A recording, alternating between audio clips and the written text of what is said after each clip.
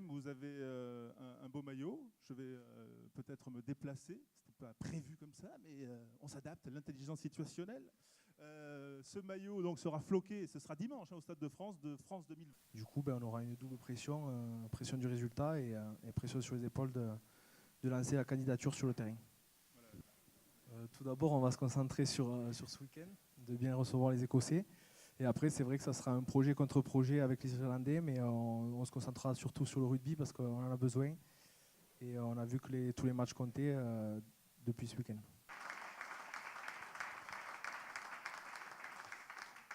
Un slogan et surtout un immense défi. Un événement international, qu'il soit de rugby ou autre, c'est le rayonnement de la France à l'international. J'ai eu la chance d'être secrétaire d'État pendant 2 ans et le président de la République à l'époque, quand je lui ai dit « mais qu'est-ce que je dois faire ?» Il m'a dit « je veux que tu organises des événements internationaux, sportifs bien sûr, durant tout ton mandat. » Donc on avait lancé à l'époque la Ryder Cup, que par la suite nous avons gagné, 2018. On avait lancé Annecy, qu'on avait perdu. Et on avait lancé l'Euro 2016, que nous avions gagné. Je crois que tout le monde est investi, tous les gens du rugby sont investis. Et donc c'est pour cela que d'abord je tiens à rendre hommage à Pierre Camus qui a initié ce dossier avec son équipe. Bon, puis après il y a eu des élections, donc ils n'ont peut-être pas eu le temps de le mener à bout. Donc on l'a récupéré. On va parler des Irlandais puisque c'est un candidat sérieux et qu'ils ont un petit peu d'avance. Mais avec Claude et Serge, on sait que la ligne d'arrivée c'est le 1er juin. D'accord ? Il ne faut pas être le premier au 9 février, il faut être le 1er au 1er juin. Donc on a encore un peu de temps pour faire en sorte que notre dossier soit compétitif. Mais moi je crois que c'est le contraire. C'est une valeur ajoutée, certainement. Parce que quand vous proposez un dossier comme ça et que vous dites, vous savez, si on a les Jeux Olympiques, et nous aurons les Jeux Olympiques, mais pour les gens qui décident, c'est une assurance. C'est dire, attendez, il y a les Jeux Olympiques derrière, donc en termes d'infrastructure, tout va être modernisé, et ce sera le cas. Donc moi je crois que c'est des valeurs ajoutées. Puis on voit à travers certains exemples, Rio par exemple, où il y a eu la Coupe du Monde de football en 2014 et 2 ans après les Jeux Olympiques. On parle de la Coupe du Monde au Japon en 2019 derrière les Jeux Olympiques. Donc je crois qu'encore une fois, au lieu d'être un obstacle, c'est une valeur ajoutée. Avec lequel on va bien sûr parler de ce beau challenge, mais surtout...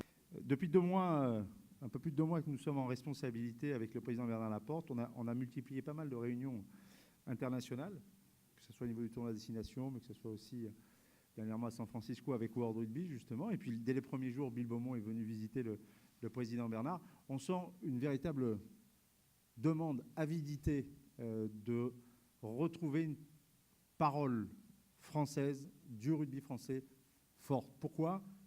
Bernard l'a dit, économiquement, la France pèse beaucoup sur l'échiquier mondial. Alors, on ne parle pas que économie, évidemment, avec World Rugby, mais ça compte. Ils ne peuvent pas mettre des Coupes du Monde que dans des pays où il y a de la rentabilité. Et il y a des pays qui sont effectivement forts économiquement, c'est l'Angleterre et la France. Nous sommes une vieille fédération historique, on était un peu au début de l'histoire, le temps qu'il traverse la Manche, et puis le rugby est arrivé chez nous juste après être né en Angleterre. On fait partie de ces fédérations historiques et on a joué un rôle très important dans le développement du rugby. Alors je pense que le premier atout de la France, Bernard en a un petit peu parlé et Serge aussi, c'est il y a 2 marchés économiques et financiers importants dans le rugby mondial. Le premier ou le second, ça dépend dans quel sens on s'y prend, mais c'est l'Angleterre et la France. Aujourd'hui, l'Angleterre et la France, il faut savoir que 70% des recettes commerciales de la Coupe du Monde de rugby proviennent de l'Angleterre et de la France.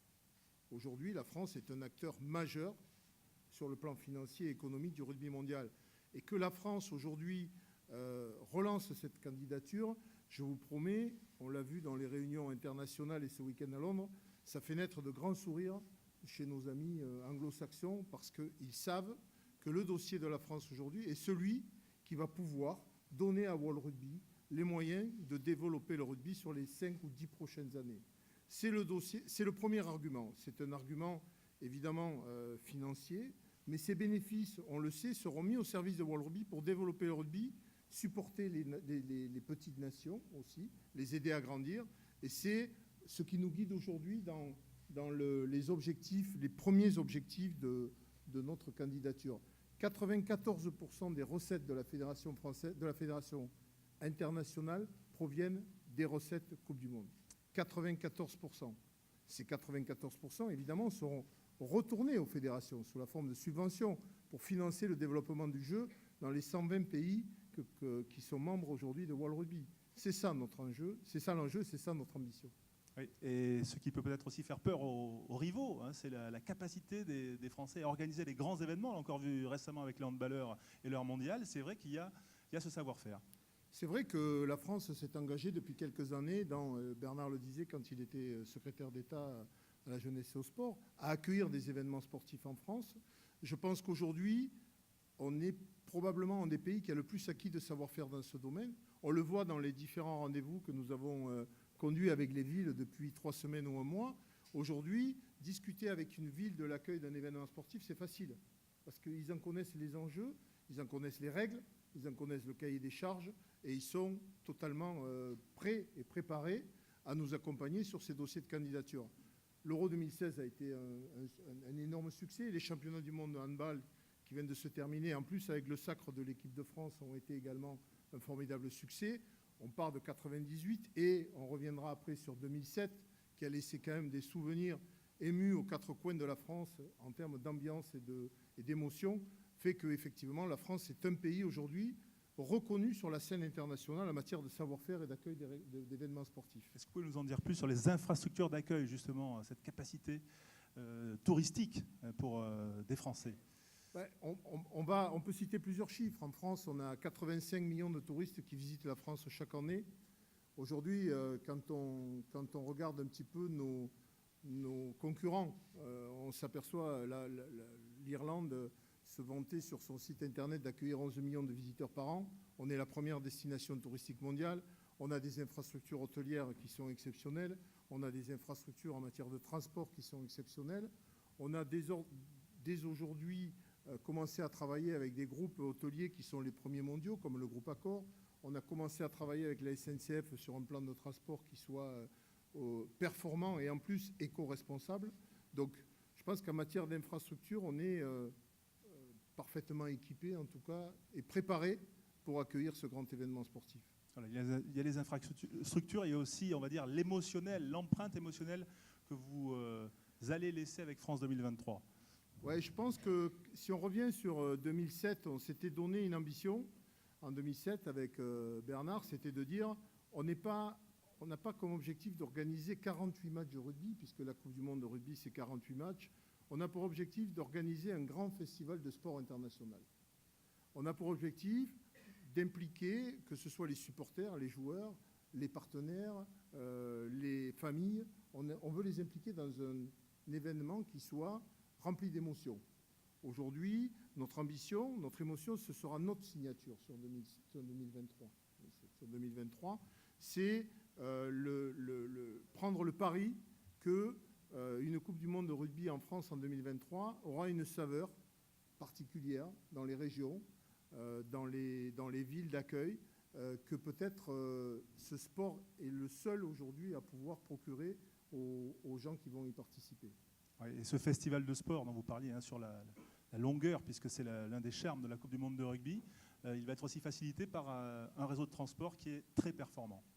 Oui, je crois que j'ai eu l'occasion de reparler 2007 aux managers, aux coachs des équipes notamment qui ont vécu cette Coupe du Monde 2007.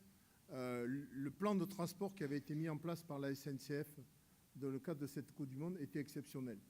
Des trains spéciaux pour les équipes, des déplacements sécurisés. Ça, il y a 19 villes candidates aujourd'hui, ce qui démontre là aussi un intérêt pour le rugby, un intérêt pour l'accueil de cette compétition. Donc ces 19 villes candidates qui vont apparaître sur la carte aujourd'hui sont Lille, Valenciennes, Lens, Le Havre, Rennes, Le Mans, Nantes, Bordeaux, Toulouse, Montpellier, Marseille, Nice, Lyon, Saint-Étienne et Grenoble, Sochaux-Montbéliard, Saint-Denis, Nanterre et Paris. Voilà les 19 villes candidates. On en a aujourd'hui visité d'ores et déjà un grand nombre. On a considérablement avancé sur les modalités de notre partenariat. Et franchement, on a trouvé un accueil fantastique dans chacune de ces villes. Olivier Milou.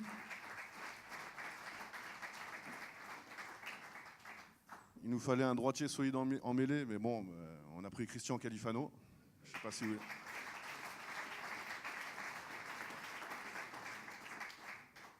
Tonton Cali. Denis Charvet.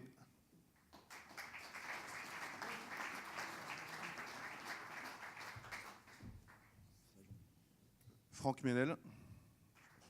On est un gamin, on rêve tous déjà d'appartenir et de participer à la Coupe du Monde, de jouer pour l'équipe de France. Et c'est sûr que quand on le réalise enfin, c'est un rêve qui devient réalité. Et puis on a tous en tête des images quand on était gamin, de voir les équipes de France évoluer, que ce soit pour moi en 99, lors de magnifiques matchs contre les Blacks, et puis malheureusement plus récemment en Angleterre, où on a échoué face aux grands All Blacks, mais ça reste à chaque fois des événements magnifiques à vivre. Participer à une Coupe du Monde qui de plus se déroule dans son pays, c'est la chose la plus extraordinaire qui peut vous arriver. On est certains, quelques-uns sur l'estrade, à avoir vécu ce moment en 2007. Donc on souhaite tous, et on va tous pousser, on va tous travailler et œuvrer pour que les futurs joueurs qui auront la chance de participer à cette Coupe du Monde 2023 puissent participer à cette compétition sur notre territoire, en France, parce que on l'a montré, Claude l'a dit, je crois que aujourd'hui c'est une ambition partagée par déjà toute la famille du rugby, partagée par des anciens que nous sommes et on serait fiers de vivre cet événement à côté, au soutien de cette équipe de France, en partageant ces moments avec les supporters. 2007 a été un très très grand moment de partage